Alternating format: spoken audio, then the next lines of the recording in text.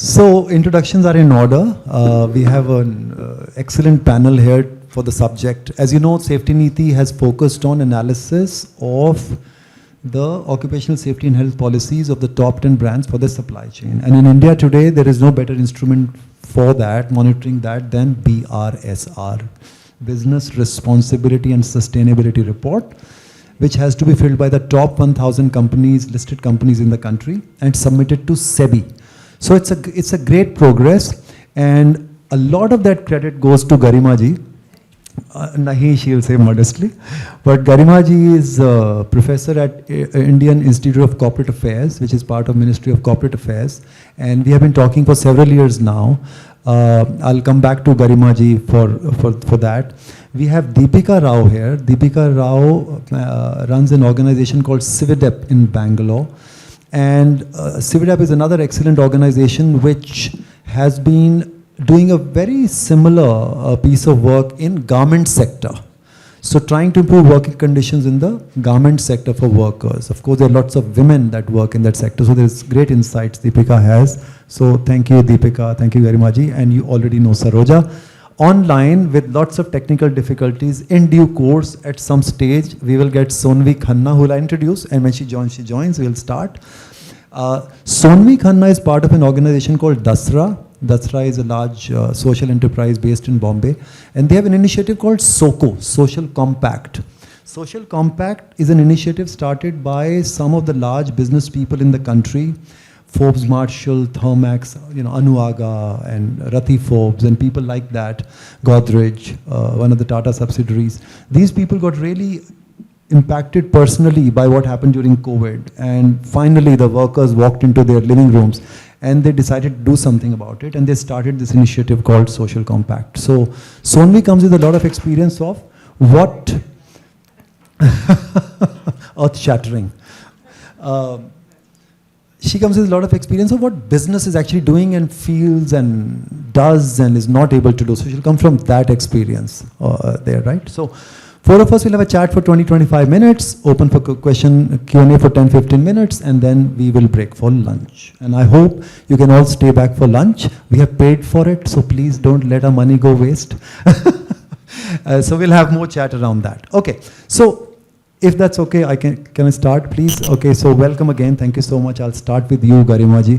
Just for people who may not be as aware of National Guidelines for Responsible Business Conduct and BRSR and what it entails and why the government needed to change from National Voluntary Guidelines to NGRBC and BRR to BRSR. Bit of a context and what is its importance in the country? By the way, Sonvi has joined. You can see her on screen. Sonvi, welcome. I have already given a very glowing introduction of yours. So we'll get you in the call when you are ready and when the tech is working, which apparently is not. Okay, Garima ji.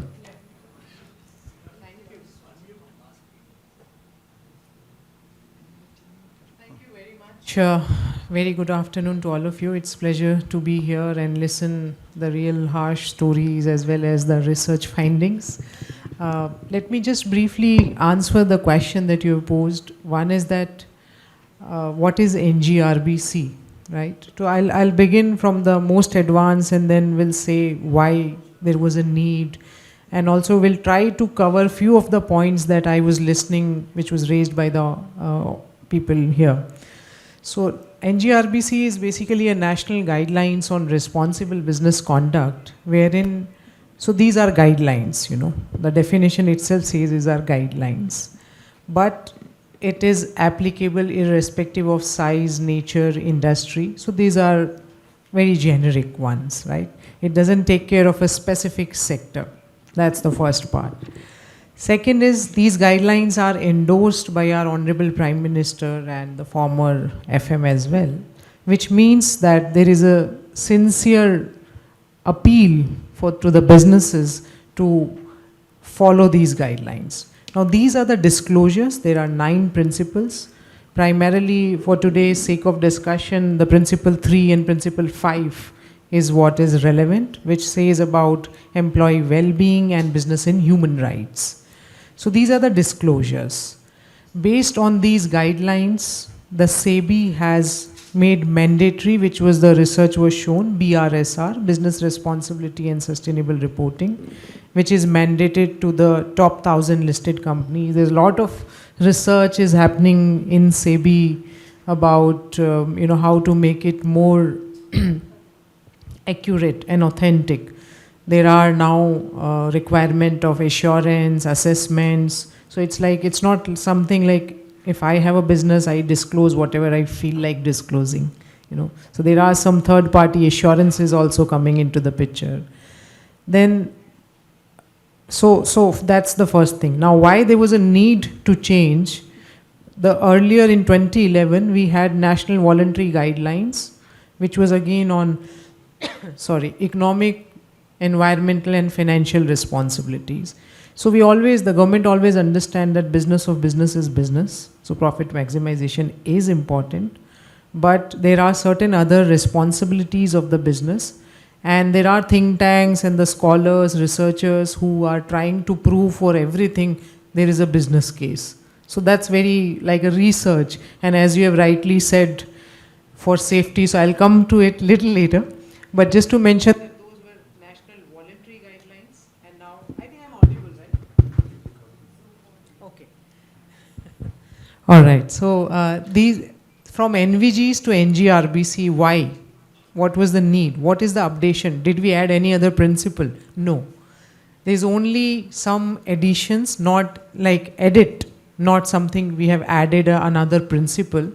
But from IICA, from the previous regime of NVG, from where the BRR came, SEBI made mandatory BRR initially to 500 companies, then to 1,000 companies. What was the need?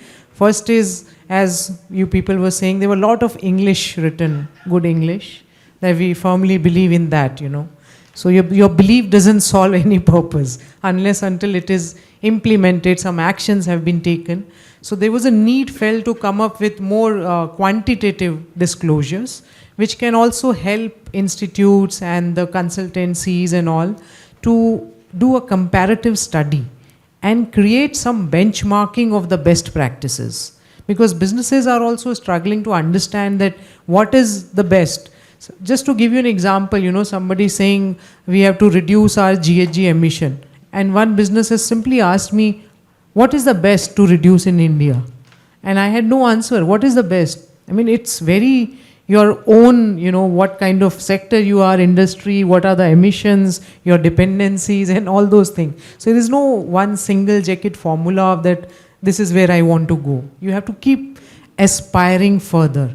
Similarly, in NGRBC, we have essential indicators and leadership indicators, which means essential is bare minimum, you should take care of these things, and then you should aspire for more.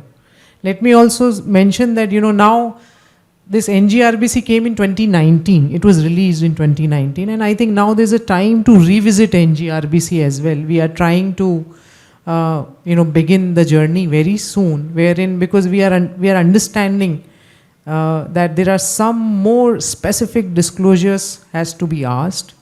And secondly, we all understand the unique challenges of each sector, right? So as you are here, so just to mention that we are doing a work, we are about to finish on ready-made garment sector. There are very different challenges about, how to take care of peace-based workers and all that. And now with Safe in India Foundation, we are proud to say that we have begun the automobile sector. These challenges are very, very unique. Right? So the intent is that this kind of sector-specific study and the analysis of BRSR that was presented is going to help in when we update NGRBC further. Some people say, this is for listed companies, so why, it's just recommendatory, do it or don't do it. And then question comes the business case. Now there's again a lot of research, and mostly Western countries where they have linked that there is a strong business case. But as you've rightly said, the harsh fact in our country is very, very, very different and unique. But we need to address them. So what we are trying to do is that, we are trying to come up with a more like a best practices by way of some recognition or by way of publication of their case study. So that's what, people know. And with the growing importance of ESG, I would say that there is some kind of a change in the leadership, like, because this everything starts from top. I mean, in between, if people I agree that, okay, this has to be done, that doesn't solve the purpose unless it is agreed by, the Secretary of Ministry of Corporate Affairs, just to give you an example. So the entire NGRBC puts a focus on the governance structure, which means board has to ensure that. And when we bring the board into this picture, then there is a business case, because then, they have to disclose, they have to also see what their peer industries are doing. So this kind of, 8-9 companies, when we analyze through you have done the analysis, that also helps in putting pressure on the other companies. So that is where we are saying that's the one of the business case. And in today's world, when we are not just focusing on compliance in letter, ठीक है, ये बोलने में मतलब थोड़ा सा easy है. When we do, I was just thinking, my thoughts and the hard reality of what is the cost of life and how much my finger cost, and that I had no answer to that. And I was just wondering, and I thought maybe I don't know what I will speak here, because that's the fact. But the point is that we are trying to make an impact to the board of the directors to understand that for long-term sustainability of the business, vis-a-vis getting more investment, vis-a-vis getting the trust of the community, will definitely impact your production, will definitely impact your profits. And I'll stop here. I'm open for more interaction. Thank you so much. You've given me an opening about garment sector, so I'll come to Deepika. Deepika, you have been at it for some time, and you have been working with overseas brands, and you must have faced resistance. How do you see the importance of NBRGC, business responsibility, BRSRs? How is it helping you or not helping you? What's working, what's not working? What's your experience? So the business and the government case for bringing about the guidelines is quite clear. The legislations across the world are moving towards more and more regulation of supply chains. So we are looking at movement happening in Europe. There's a lot of movement happening in other countries as well, Australia, UK, US, all of them have their different sets of laws on supply chain, transparency, supply chain, due diligence and regulation. And so the case for India having its own guidelines is pretty clear that way. What it allows for civil society in India to do is it has the potential for us to use it as a tool for stakeholder engagement. And so what we have been trying to do is, now that the 1,000 listed company reporting is mandatory, but this is the first year we've also seen that list of reports. We are trying to, along with other organizations, and some of them are present in the room, Partners in Change especially has done a fantastic job of keeping at an analysis of BRSR. We're trying to analyze what is the data from garment sector listed companies. There are about 15 in the top 1,000 listed who are into manufacturing of garments. What is that telling us? And so then that opens up various avenues for engagement with these companies, engagement at a sectoral level as well. And so that it is just adding to our toolbox of instruments that we can use for dialogue. That's great. And Saroja, you have, as you've already talked about analysis, did you, and you are new in the organization, so putting on spot really, but the change from BRR to BRSR and all this reporting, do you see, honestly, is it a step forward? Do you think it will help? Does this become a significant tool for engagement in the auto sector? Definitely, I think. Is that working? Yeah. In fact, I was thinking, going back even 50 years, balance sheets were not formalized and they were not standardized, and anybody could say anything.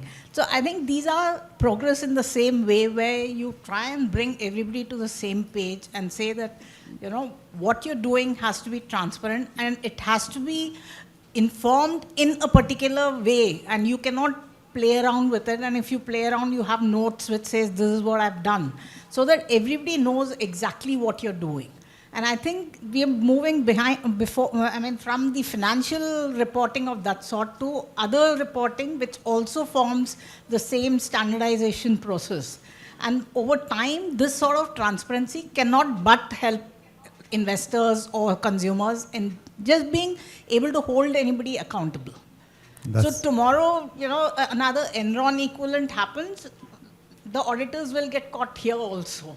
So right now, they are able to, you know, pick and choose what they want to be transparent about. And going forward, all this will be standardized and you'll have to tell us what you're doing. And I think that's only going to help. There's no way out. No, and that's great, you're right. I mean, you know, I think people don't realize that it'll catch up. Garimaji, I'll come back to you. Just as a level playing field sort of point that sometimes we have discussed, this is valid for 1,000 top listed companies. It's applicable to the 1,000 top listed companies. But there are lots of unlisted companies that are as large. So for the top 10 automobile brands, we have Honda and Hyundai, probably top, you know, whatever. And they are not required to submit this. So what is their accountability to India and Indian workers in the same context? Yeah. So just to mention, yes, it is indeed for top 1,000 listed companies, BRSR. But if we look back at the parent document, NGRBC, and that's where I begin mentioning that it is irrespective of your, whether you are listed or unlisted, small or big. So there are some startups also coming to us and asking, can you guide us how to do? There are certain challenges of, you know, making them understand. So we are doing some sort of an awareness for them.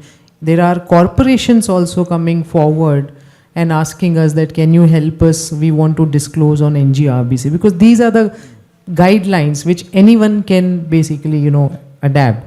And the government is quite clear, as we all understand, that, you know, they just want to provide you a framework and a direction. And then it is for the business to understand that if you are unlisted, if you are a corporation, if you are a startup, and if you do it, what edge they get from their peers. So that's where they are. I always say that they are the trend setters in that line, because with this, you know, focus of ease of doing business and all that, government will not come up with more such mandatory regulations. But you know, one company, they told me that after 5 years they will go for listing, but they want to comply with it from this year itself. So that is where we are trying to help them. We provide them the required awareness, consultancy, make them understand how to disclose. That's more in terms of, as I mentioned, to some way acknowledge and reward them for coming forward without being mandated. Yeah. And this is a great point of reward and punishment. Deepika, I'll come to you. Garment sector, right?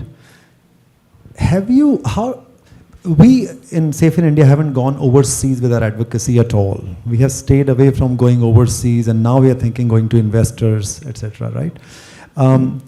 So we haven't worked on that overseas angle yet by design, but you have been doing some of that. Can you talk a little bit about your experience of, you know, how do global brands, American, European, Japanese brands, how do they influence the supply chain here? What happens actually on the ground? Something for our auto sector listeners today to hear and understand and maybe learn from. And what's good about it and what is not good about it? Yeah, so I mean, you are right. The advocacy in the garment sector has been it has a longer history. And so we see that now we are able to, it's not a question. It is kind of given that that a large part of the violations that are taking place on the shop floor can be easily connected to the practices of foreign multinational corporations. And so, and something of that is built into, especially when we see fast fashion. So fast fashion especially has this component where the time given for production of the shipment is very, very tight. And even the per piece rates are really negotiated very hard and pushed low. And just these two components, and there are a number of them. We've tracked some 7 indicators of linking contracting or purchasing practices of brands to actually workplace rights violations on the shop floor. Just if we look at these two, that itself will give us a fair idea of how unplanned and extremely seasonal buying of fashion products can lead to hiring of many informal workers at a stretch, and then laying off, or asking them to sit back at home, and then getting them to compensate for the time that they were given off by working overtime during the high peak season. So we see this sort of lot of peaks and troughs in how the informality then plays out in the shop floor. So it's very important to make these connections to the final company, which is actually marketing and selling the products. And that has allowed us to sort of work towards putting more regulations on these players who have the influence, who have the resources to change things down the supply chain. There is a long way to go. We are still at a mapping sort of a stage where they're trying to understand what are the risks of their own supply chains. But at least the regulation is such that the final responsibility is placed on the most sort of profitable entity of this entire chain. So that is extremely important when we look at that, because here when we talk to the manufacturers, they also tell us that they are tied. They are subject to a lot of predatory practices on one hand, and that they are also subject to a lot of pressure from the labor, civil society as well as trade union side. So our discussions with the brands, while taking the voice and consultation of the suppliers, has also been quite sort of productive in pinning the responsibility of these brands, which otherwise don't have a presence here, and hence no sort of a legally binding stake in complying with the laws here.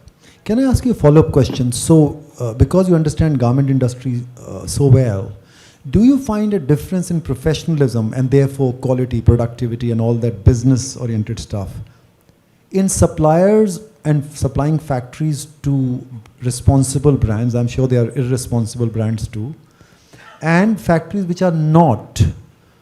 And I'm trying to genuinely ask a question. Is there a business case that if you followed better practices, you did the right thing, actually you end up with a better business model, more sustainable business model, or all India has to place on cheap manpower and all that doesn't matter?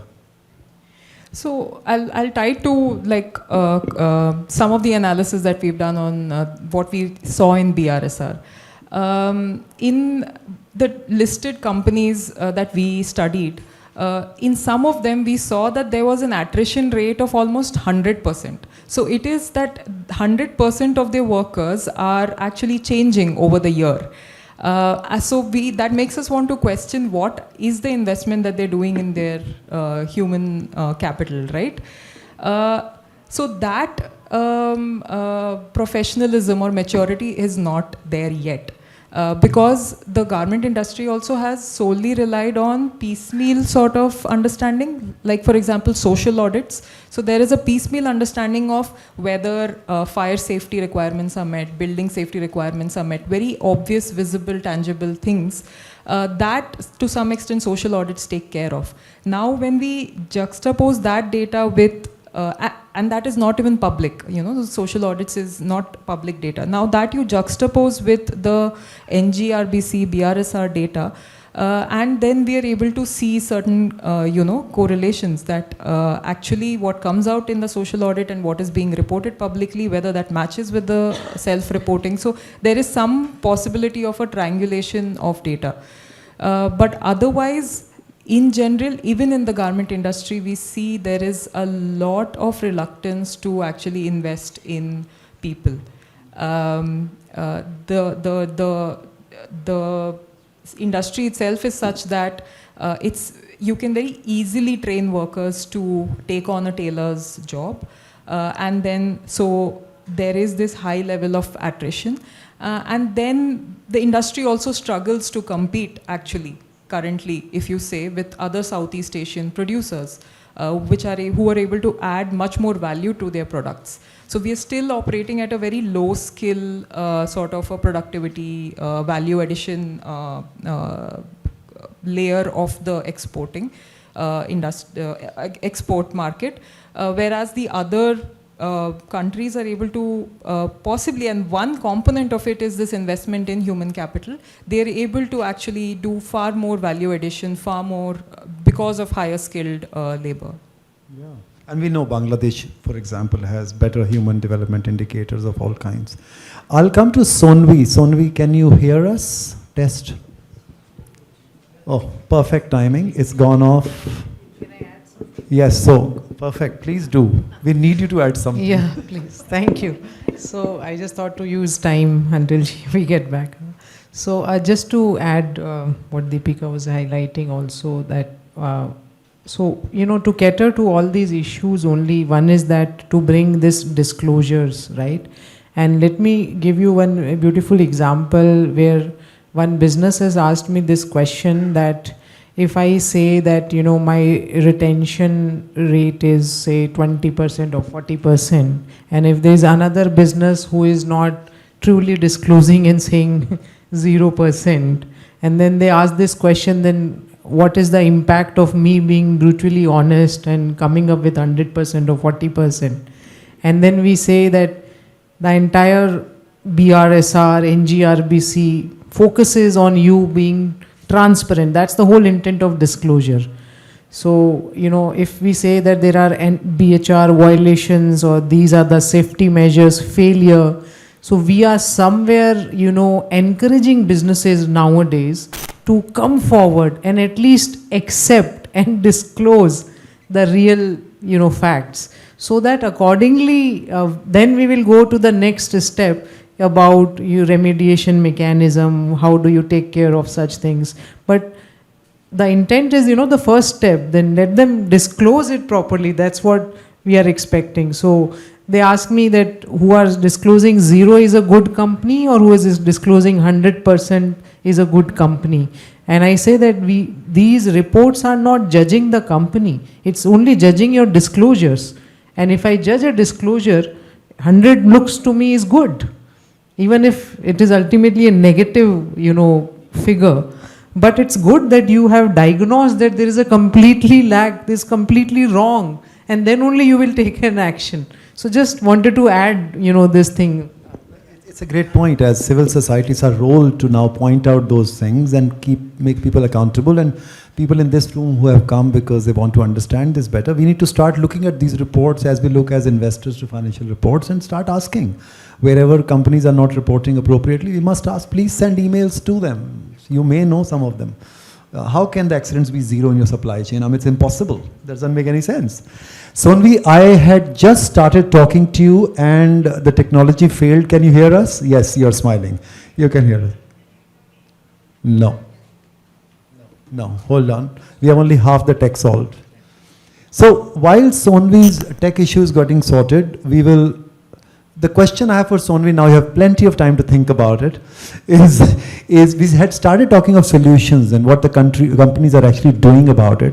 And as SOCO, you are actually involved with businesses, going in their factories and helping them actually improve these things. And the 2 questions I have for you is, why are the business people that you are dealing with have a better intent to actually make a change? Is it only heart, or is there some mind in it too? Right? Second, what exactly then goes on? What do you actually do, and what do they actually do, and what's happening as a result? So floor is yours, but let's first hear your voice. Only on a laptop? Just place a mic next to See, correct. See, we have Neha here too. Neha, Ravi's wife, was there at the first Crush 2019 report in IIM Ahmedabad, and she was doing exactly the same thing, sorting out problems as you're running into them. See, it's great to have such supporters. Try please, Sonvi. No, no. The mic is not on or next to the speaker of the mic of the laptop.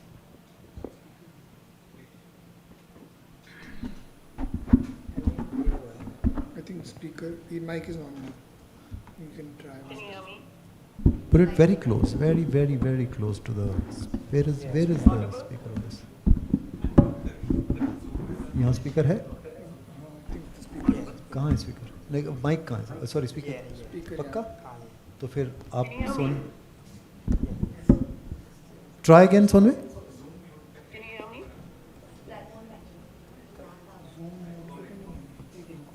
Give us 30 more seconds. Sorry guys. Just a second.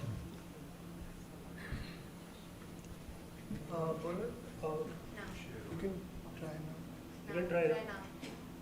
Sonvi as well start singing. Maybe we'll share some stage. Hello.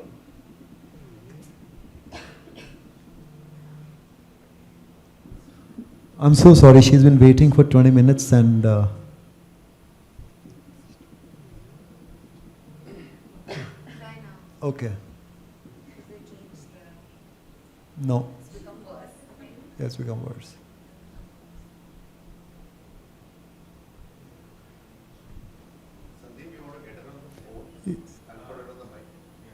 It's a good idea. Can I left my phone somewhere? Yeah. Sonvi, I'm going to call you on WhatsApp. If you can speak into that, and let's see if we can make this work. This is our last effort. And then I'll have to send a long apology to Sonvi.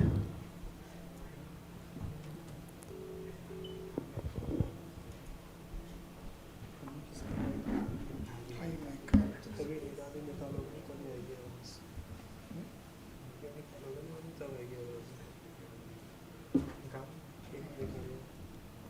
Thanks, Masa. Hi. Okay. Yes. Okay, great. Let's see if we can make people hear you. Hi everyone, good afternoon. Sorry for this tech problem on my behalf. I'm sure it's not so important for me to be sharing my thoughts, but happy to. Very important. Let's put her on the screen. Let's put her on the screen. The voice is sound is working. Just put her on the screen and we are good.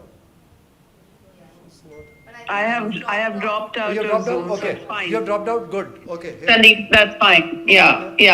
Okay. I think I'll just come in from your question and maybe even take off from what the previous speakers have said.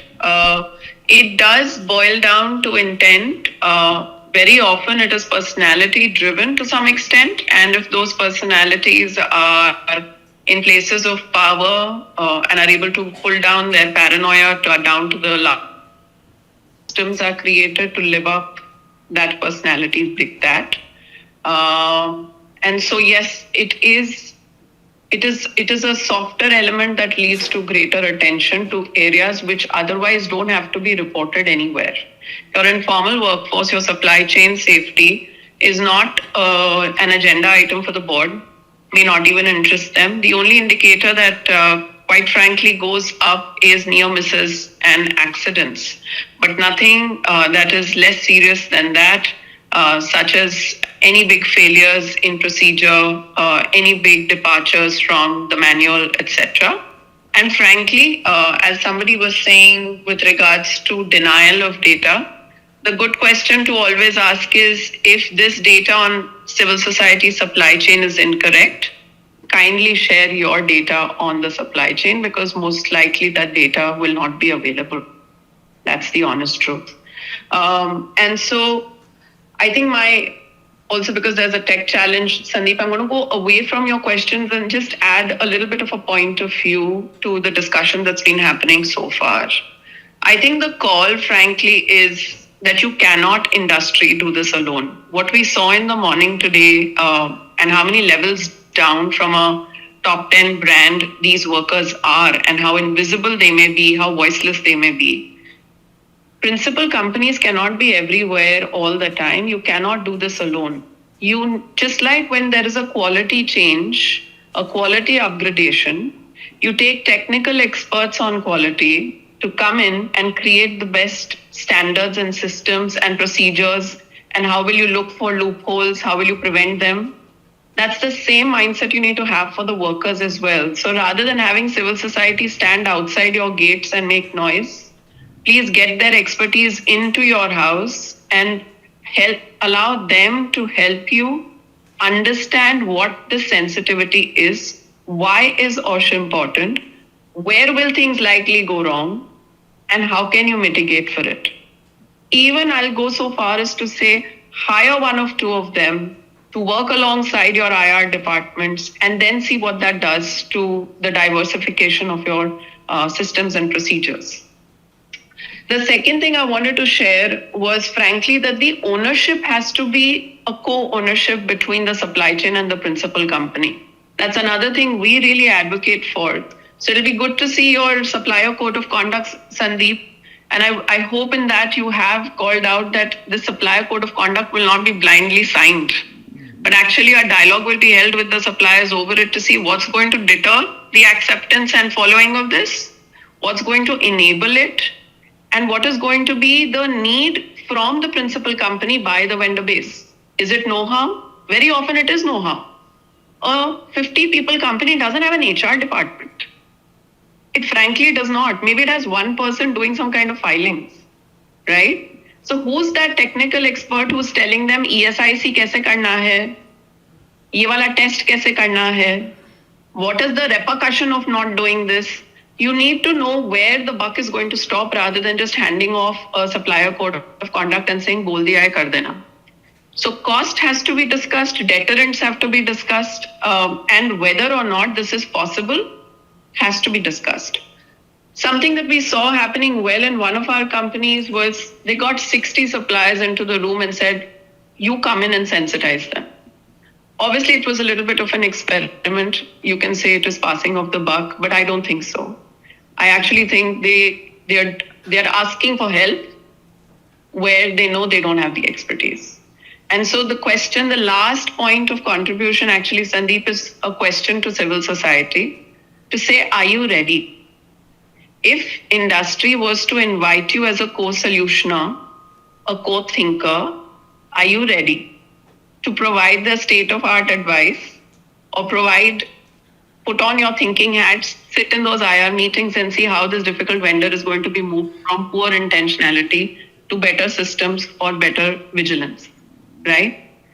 So while there is just as a global moment, I'm saying, we are still in a slightly, despite the BRSR, despite the Supply Chain Due Diligence Act, I would still say you have prep time. This is slightly lower pressure. All that is being asked is, do you know? Not, are you performing excellently? This is the right time, therefore, to really get ahead of the curve, start mapping not only the supply chain, but the gravest risks in your supply chain, the gravest machinery in your supply chain that causes the biggest harms, especially on OSH and of course on other matters as well.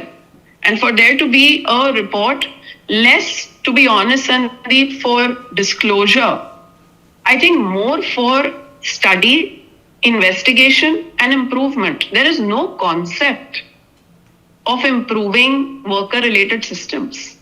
No concept of studying worker-related systems. And if we feel we can't do it, I'd just like to take our attention to 20 years back on the white-collar workforce.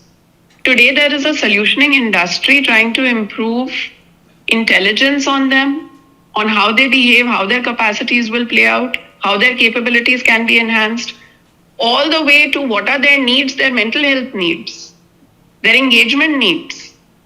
Where is that industry for solutioning for the blue-collared workforce?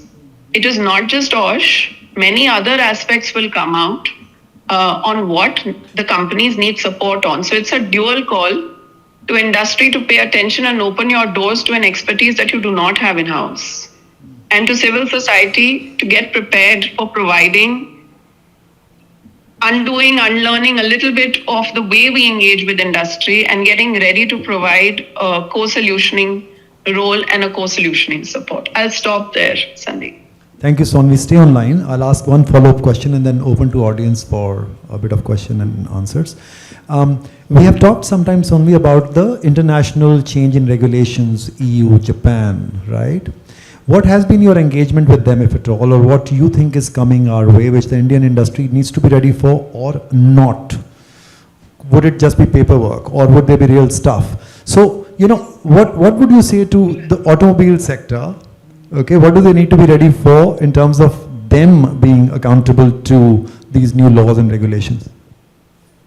Two things I think that you must know, and I don't know who's in the room right now, but I'm speaking to industry. One, that you do need to, you can no longer say my next guy, who I know is my tier 1 supplier, is my only supply chain. That's not an acceptable answer. Am I audible still, Sandy? Yes. Okay. So you need to know your supply chain all the way. You need to know what are the key risks all the way, and which are the most frequently repeated risks and the gravest risks in the supply chain. This is not only true for OSH, it's true for all human rights and labor rights related risks that you may see in the supply chain. So that's a big change, because so far you could just show your tier 1 suppliers reports and say we are clean. The second thing is that the global supply chain, especially the German Supply Chain Due Diligence Act, has opened up an international grievance redressal mechanism where your worker can actually file a complaint there and say, I work in your supply chain down at the 8th tier, and my grievance has not been heard here. Please support. Now the challenge there is, who? Does civil society have that mapping of the supply chain? Does the company have a mapping of the supply chain? None of us have a mapping of the supply chain. So that's the interesting gap here. Who will win this in court, right? That you were actually a supplier of the company. And here is where I think a little bit of, at least from what I heard today, the engagement of last mile workers as a crucial knowledge partner, I think is critical. They really know what's happening inside. Whose work are they doing? What's happening? Who's the supplier? Who's the vendor? They know all of that. So that's why more so, given this change in the global laws, what is to come, the level of answerability and visibility, first of all, that India will be sought. I don't think we are ready to be able to provide that right now, all stakeholders put together. And it's interesting that the BRSR asks for similar questions for more than your employees in the BRSR latest report. But right now, I don't think, I would beg to differ that it has teeth. It's a great ask. But it would really help to see over the next 5 years who's asking questions basis that, and what is their influence in changing the norm, right? But I think to be ready for knowing your supply chain, for knowing the risks in your supply chain, and I hope for addressing those risks, because you're going to be asked for how you're mitigating those, I think you need more than pure play industry to make this happen. Thank you, Soni. Stay online. I'll open the questions now to the floor. Please, anybody, questions for anybody? Raja? Yes? Yeah, please, of course. But take a mic if you don't mind. There's a third mic hanging around somewhere, or is it not? We can share one here otherwise. Great. Thank you, Lipika. Thank you. A very quick one. A lot of education for me here, but a quick question that comes to my mind is, ESG has social and governance. We talked about human rights, etc. Is there an element of modern slavery embedded somewhere here when you close your eyes and say that I'm not aware of my supply chain, I don't care, etc., whether it is government or auto company? Is there an element of modern slavery buried here? In Tamil, there is a saying which says, close your eyes and you think the whole world is dark. It's not so. The whole world eyes is open. So how do we tag it all together and bring about this, open the eyes of people who close their eyes. So leaving it on the table there. It is part of that NGRBC principles, forced labor, bonded labor, that is there. But again, I had lot of interaction earlier with, I think, IJM, International Justice Mission, and they highlighted that there has to be more specific questions which is missing. So that's where there's always a scope of improvement, but yeah, we do have under S pillar of ESG. If I can just quickly add, I mean, it's, I think we've not analyzed that part of the NGRBC for the garment supply chain, but what we have analyzed, and that gives us a bit of a concern there, is the component on freedom of association. NGRBC asks for how many recognized unions are there, do you have a policy on freedom of association? And companies report either a yes or a no, whether they have a policy or if they have any recognized unions. But there is a difference. In recognition and registration. Law does not require recognition, but it requires some engagement with registered unions. So there are some sort of granularity that is needed in the freedom of association part, which will make it easier for us to address forced labor. Similar for access to remedy. Access to remedy just says how many complaints received and how many complaints disposed of. It does not go more detailed into that. So some of these problems need to be sort of addressed in the current BRSR format, so that it's more useful for analysis, for even regulators to bring about policy recommendations based on the analysis.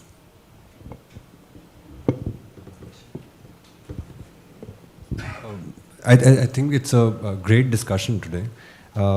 One of the things I wanted to know from the panel, and especially triggered by what Sonvi was saying, is that one of the things that I could gauge from the discussion in this amongst the civil society today is that on the notion of brand bargaining.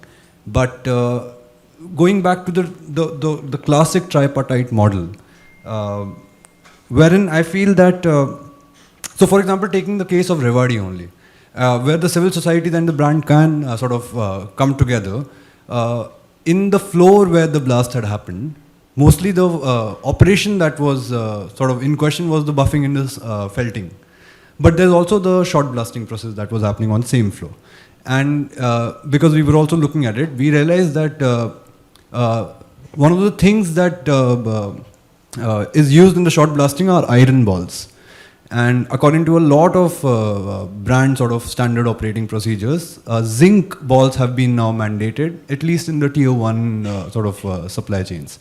Now, I think civil societies and the industries, when they are standing at loggerheads, especially with regards to change and transitions in technological sort of constraints and whatnot, mostly the question becomes, when new technology comes, it would lead to job losses and whatnot. But wherein, so for example, these minute sort of changes that may just occur, would require some lobbying or advocacy towards the government, wherein I think a certain, I mean, this kind of analysis can be, I feel, done with regards to some of the processes that are involved in these.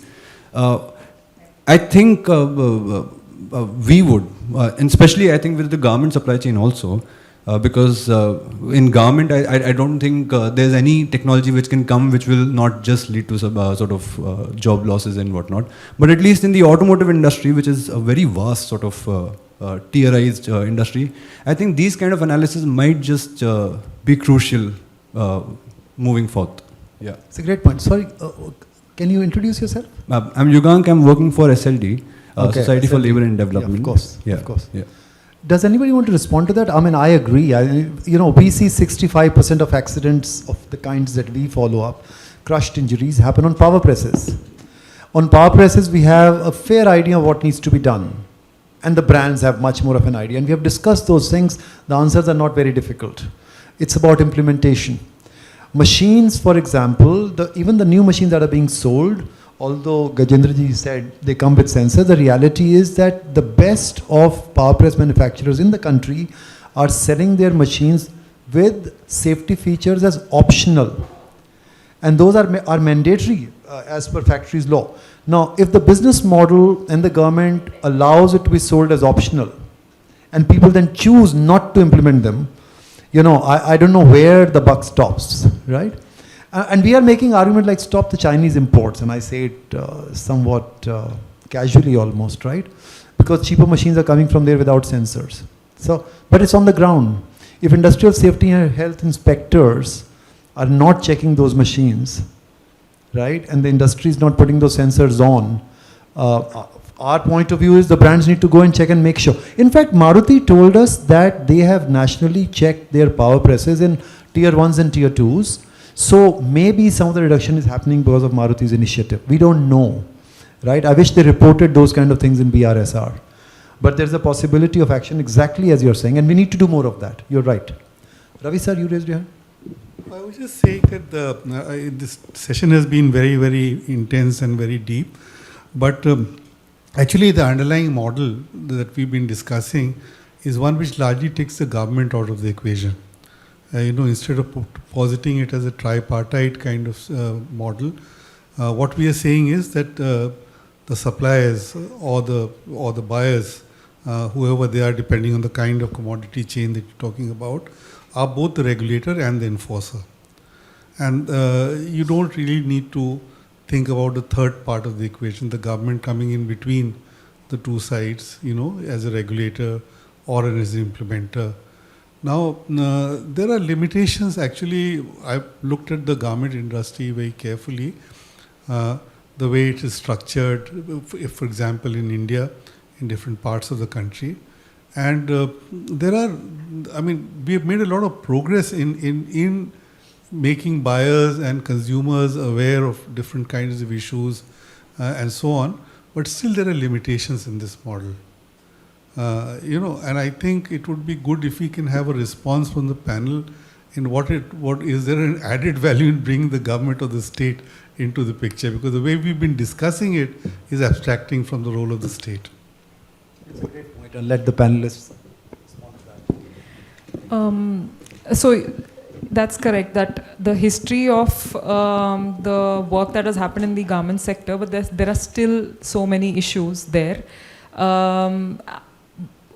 Where we see tools like NGRBC and the BRSR come in is that at least it puts in the first step in place, that the requirement of a certain basic level of transparency regarding non-financial disclosures, so that we can have some analysis and some sector-wide insights and hence some policy recommendations based on that. Otherwise, whenever we engage with the industry, companies tell us we are quite keen to change, but we cannot do it by ourselves.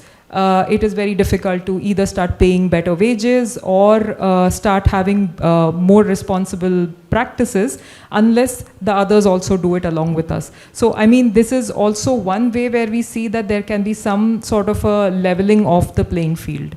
So that is where I feel that if the tool lends itself to better analysis, by research institutions, academics, and the civil society, it will also allow for greater insights as to how to level this playing field, so that there is a movement across sector towards better practices.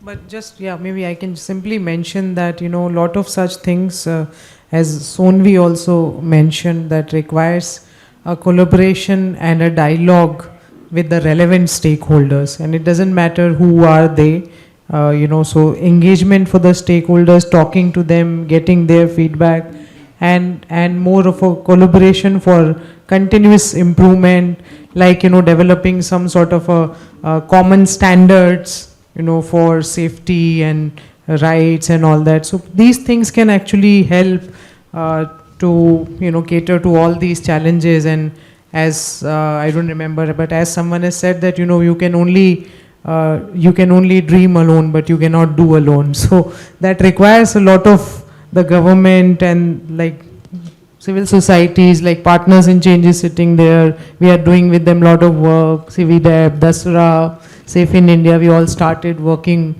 taking this entire momentum further for RMG also will certainly, take their expert input. So the thing is that the state government as well as the other stakeholders has to collaborate and cater to such issues.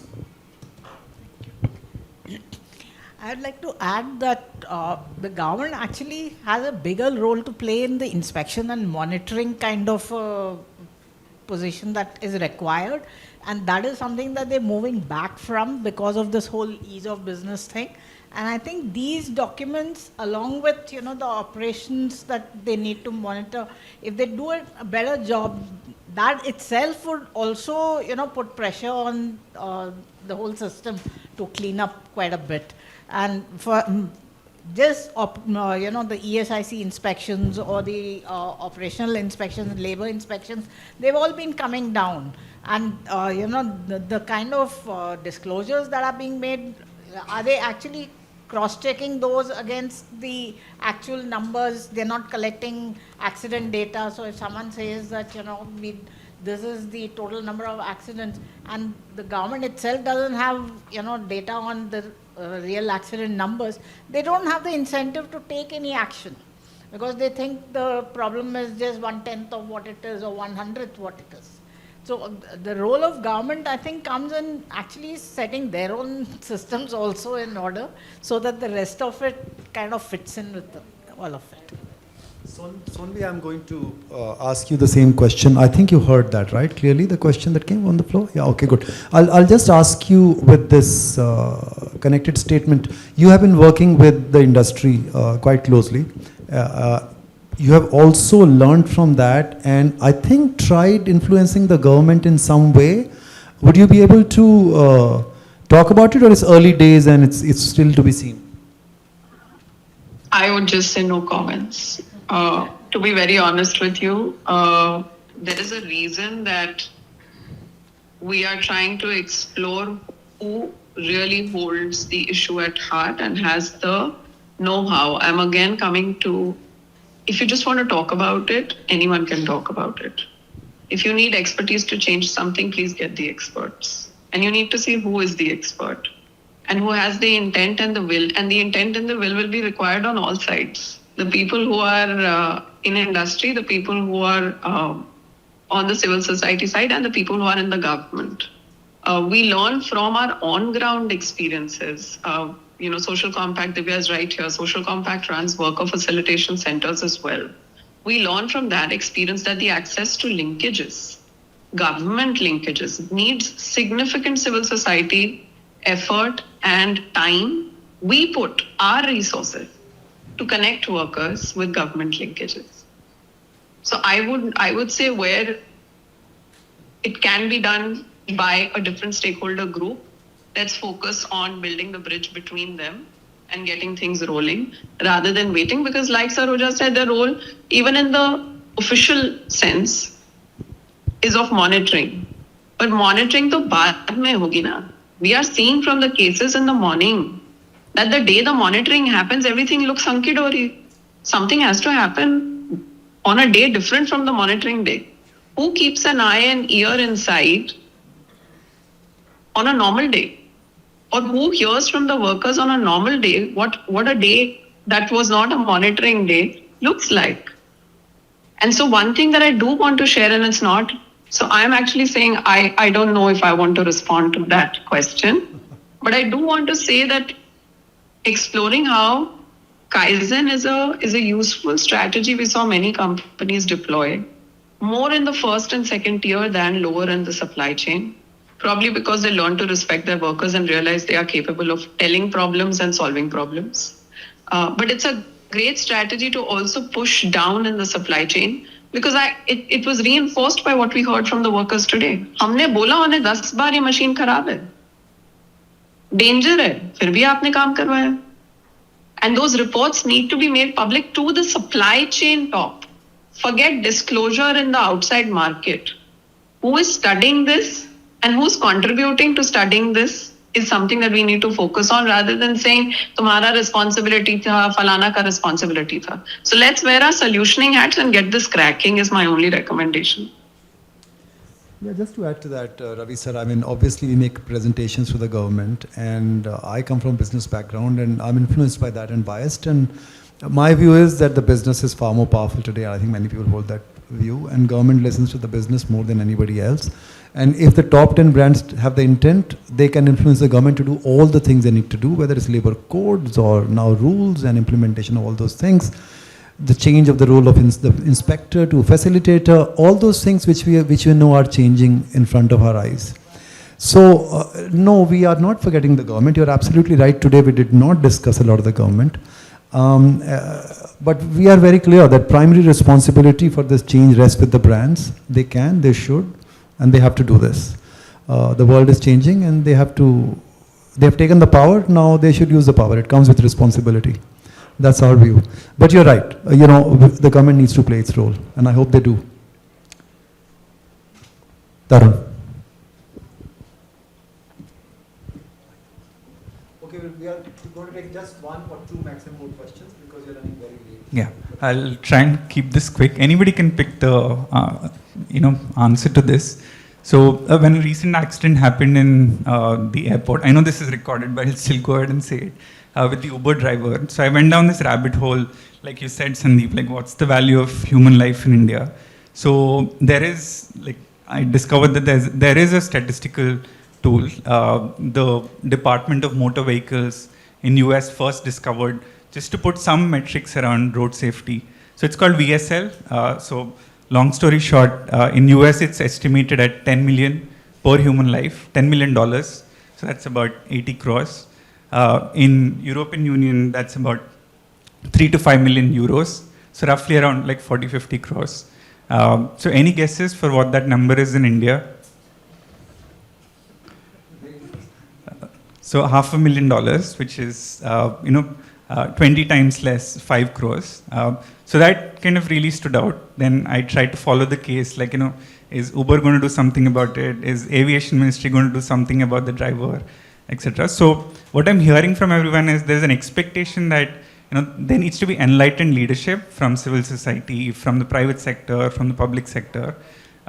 If this is the reality, poor countries will have lower value of statistical life. Is this process of enlightenment a very slow, tedious process of getting rich, institutions becoming more enlightened, or is there some shortcut? Do we need to lose fingers and lives till we get to $10 million per human life? Who wants to take that? No, maybe. One thing I can say, and Sonvi, say if you want to say something because I can't look at it very clearly. But one thing that we keep saying is our job is to accelerate the journey. I personally don't see a step change.